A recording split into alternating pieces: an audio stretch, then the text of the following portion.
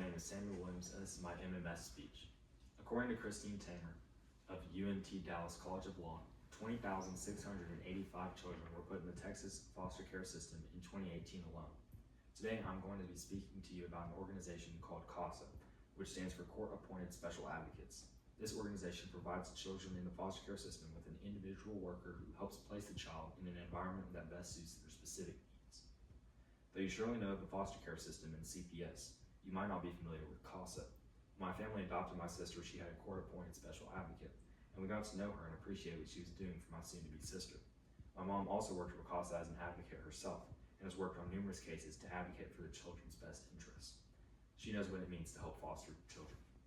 Today I'm going to explain how CASA positively impacts children in the foster care system, as well as how you should donate money and time to CASA to help these children grow up in a healthy and constructive environment. First, I'll illustrate why CASA is necessary. Some of the most tragic issues in our country are those faced by children who need to be put in the foster care system. Children in the foster care system are those who have been removed from their homes by Child Protective Services and are living in temporary homes while a permanent home is found for them. The U.S. Department of Education says there are around 400,000 children in foster care, and these children are in desperate need of a stable home. Too often, children are removed from homes where there is a hostile and negative environment. This can include houses with drug or alcohol abuse, physical abuse, sexual abuse, neglect of the child, and many other situations.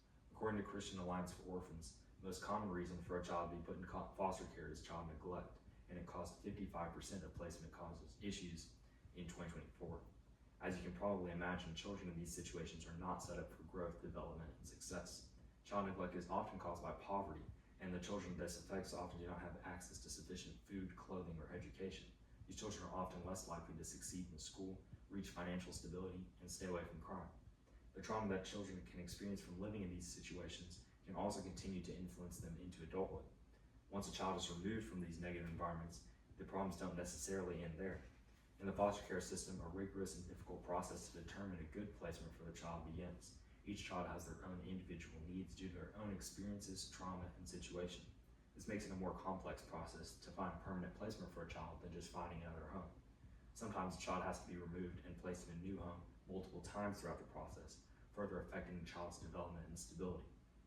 So as you now hopefully understand, children in the foster care system have faced and continue to face devastating challenges that can significantly cause detriment to their development and future. If people do not contribute money, time, and effort to help solve these problems, these children will continue to experience unstable lives, trauma, and poor preparation for independent living. Although this might seem helpless, there is a solution. Thankfully, there are ways to get these children in a better environment that helps promote growth, development, and healthy habits. First, children must be placed in a loving home that meets their best interests. This home should be permanent so the child doesn't need to be removed and placed somewhere else. The home should also have good guardians who will help the child grow and develop to be successful. CASA in particular does several things to help reach this goal. Like I said earlier, CASA stands for Court Appointed Special Advocates.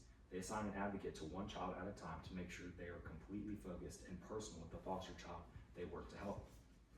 Voices for CASA Children says each advocate collects all information related to the child, reports this information to the court, personally advocates for a child in court and recommends things to the judge, checks that the child is being treated well and is being provided for all of their needs, and updates the court on what happens regarding the child's health, development, and life in the foster home. CASAs are incredibly beneficial for children in the foster care system. Christine Tamer from UNT Dallas College of Law says that CASA's suggestions to courts are often accepted, and children with a CASA worker spend on average 25% less time in the foster care system. According to National CASA/GAL, there are 79,000 volunteers helping 201,000 children in foster care every year, and they benefit these children dramatically.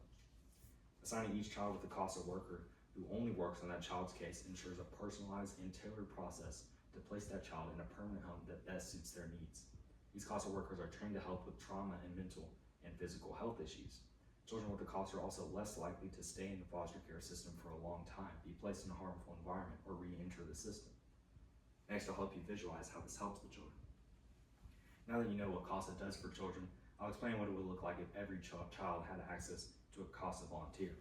Orphans and other foster children around the nation would have steady access to water, food, and clothing, and they would be able to focus on their education. They would be able to work on improving their mental and physical health in a supportive environment. With CASA, these children would be more likely to find a good permanent home and would likely not need to return into the system to find another new home. These children would experience stability that allows for proper growth and development. They would not experience abuse, trauma, or neglect, or be raised with poor habits that negatively affect their life as an adult. The Reap Rickett Law Firm says children with a COS are less likely to be homeless later in life or be put in prison as an adult. These are just some of the many possible benefits of a foster care system full of COSA workers. Hopefully now you understand how beneficial it would be if every child had a court-appointed special advocate. In conclusion, you learned about the pressing issues that children face finding a caring home through the foster care system. I explained the main issues faced by children before and during the foster care system process, including neglect, abuse, poor education, and poor development. You learned about COSA and how they help combat these problems. You have considered a world where every child had a COSA worker appointed to them and found the right home. Now I'm going to challenge you to take action by donating or becoming an advocate. Becoming an advocate is a great and not overly committing way to support these children. The time to advocate for a child is only around 10 hours per month, according to Voices for Children. You will work to make sure a child finds a good home where they can be provided for all of their needs and develop into a successful adult by advocating for their individual best interests. If you are willing to help foster children in this way, visit CASASETX.org/volunteer and fill out the information field to start your journey to becoming a court-appointed special advocate. If you want to donate instead, go to the donate section and click donate to contribute to getting CASAs for children. It is not too difficult to help change a child's life forever, so I hope you are willing to make a difference for some children in need who definitely deserve it. I have some brochures for you that help illustrate CASA's impact and how you can begin to volunteer. Thank you for listening to my MMS speech.